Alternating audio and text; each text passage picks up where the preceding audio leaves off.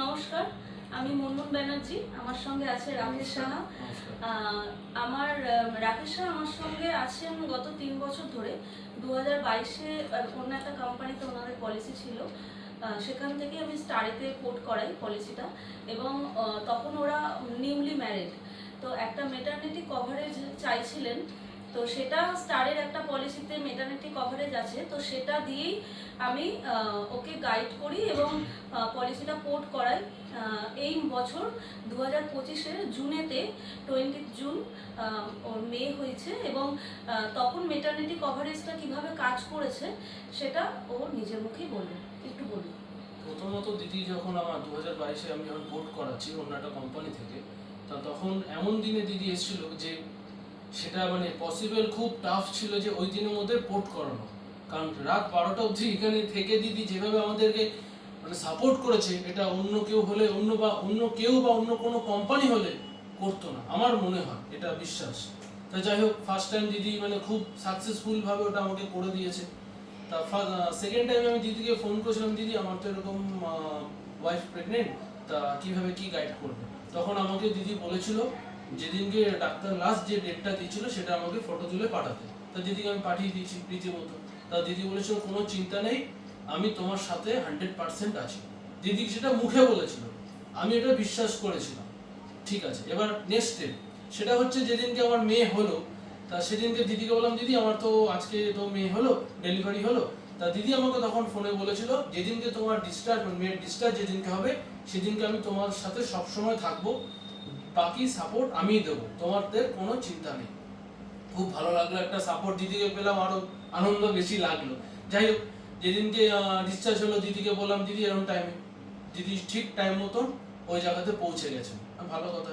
এবার বাকিটা টোটাল দিদি গাইড করেছে, টোটালটা দিদি সাপোর্ট করে গেছে। আমার এখানে কোনো বিন্দু বিসর্গ, কোনো আমার হেডেক নিতে লাগেনি। ডকুমেন্টস দেওয়া, ডকুমেন্টস নেওয়া, হসপিটালের সাথে কথা বলা। আমি হয়েছে আমার মেয়ে হয়েছে ভাগীরথী নিউ টাউনে, তা দিদি সকালবেলা পৌঁছে গিয়ে ওদের সাথে হ্যান্ডেলিং করছে। বাকি ডকুমেন্টস দিদিকে দিয়ে দিয়েছি, আমার আর কোনো টেনশন নেই, টেনশন সব দিদি নিয়ে নিয়েছে। তো যাই হোক, তা আজকে কিছুদিন আগে আমার ক্লেমটা আমি পেয়ে গেছি। যে আমার অ্যামাউন্টটা পাওয়ার কথা সেই অ্যামাউন্ট আমি পেয়ে গেছি। দিদি যা বলেছিল ঠিক তাই পেয়েছি, না বেশি পেয়েছি না কম পেয়েছি, মানে দিদি যেটা বলেছে ঠিক সেটাই হয়েছে। তা আমি মনে করি যে এরকম মনবন্দি যদি থাকে, মানে পাশে যদি এরকম কেউ যদি সাপোর্ট থাকে, তাহলে আর কোনো টেনশন কিছু কিছু করার নেই বা কিছু লাগার নেই। তার কারণ একটাই, আমি যখন দিদি আমাকে পেপার যা যা চেয়েছে আমি দিদিকে সব পেপার দিয়ে দিয়েছি। বাকিটা টোটাল দিদি কিভাবে কত তাড়াতাড়ি আমরা এই ক্লেমটা পাবো, দিদির সব থেকে বেশি টেনশন ছিল, আমাদের থেকে দিদির বেশি টেনশন ছিল এরা কত তাড়াতাড়ি ক্লেমটা পাবে। কেননা দিদির একটা আশা ছিল, আর দিদির এটা ফার্স্ট টাইম দিদি এরকম ম্যাটারনিটির কেসটা ফার্স্ট মনে দিদি আমাদের দিল, তাই তো দিদি আপনি যেটা বলেছেন। তা এটা একটা দিদির আনন্দ, আমিও একটা পেয়েছি, আমার আনন্দ। আর এইটা বলতে চাই, আমি যারা নিউলি বেবি নেবে ঠিক ইস্যু, মানে যারা বেবি নেবে ঠিক করছে, তা আমি মনে করি এখনকার বর্তমান যা পরিস্থিতি যা আছে, একটা মেডিক্লেম থাকা খুব ভালো।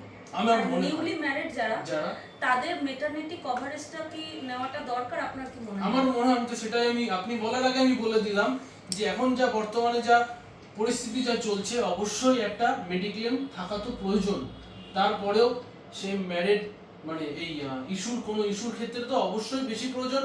কারণ একটা বাচ্চার যখন জন্ম হয় তার বহুত একটা এক্সপেন্সিভ হয়ে থাকে তার জীবনে। আর সবার এখন ইকোনমিক যা হচ্ছে, দেশে যে ইকোনমিক হচ্ছে, এটা অবশ্যই প্রয়োজন এবং অবশ্যই একটা মেডিক্লেম থাকা প্রয়োজন। এবার যে যেরকম অ্যামাউন্টের করবে সে সেরকম পাবে, অত চিন্তা করে লাভ নেই, যে যেরকম পারো সে সেরকম করো। আর অবশ্যই একটা রিকমেন্ড করছি, দিদির কাছে অন্তত ক্লেমটা জমা দিও বা দিদির সাথে যোগাযোগ করো। দিদি ভাই ফোন নাম্বার তো দিয়ে দেবে, কোনো যদি কন্ট্যাক্ট লাগবে দিদি অবশ্যই ফোন নাম্বার দিয়ে দেবে। তবে দিদির থেকে আমি করে খুব হ্যাপি ফিল করেছি, এবং মানে রেটিং যদি দিতে হয় দিদিকে 5 to 5 দেবো। থ্যাংক ইউ, খুব ভালো লাগলো। আমি এটাই বলবো সবাইকে, যারা নতুন ম্যারিড কাপল হচ্ছেন, তো তারা মেটারনিটির জন্য চিন্তা ভাবনা করতে পারেন। এবং তাদের মেটারনিটি কভারেজ কিন্তু এখন অনেকগুলো কোম্পানি নিয়ে এসেছে। তো মেটারনিটি কভারেজ কিন্তু নিতে পারেন, এবং সেটা কিভাবে সুন্দরভাবে কাজ করে আমরা ওটা দেখলাম। এবং আমার যদি মনে হয় যদি চিন্তা ভাবনা করেন যে আগে যেটা ছিল যে প্রেগনেন্সি কভারেজ পাওয়া যায় না, তো এখন এটা কিন্তু একটু প্ল্যান করে যদি আমরা সেটা নিই অবশ্যই পাওয়া যায়। এটাই বলে আমি এটাকে শেষ করলাম। ধন্যবাদ, সবাই ভালো থাকবেন। নমস্কার। নমস্কার।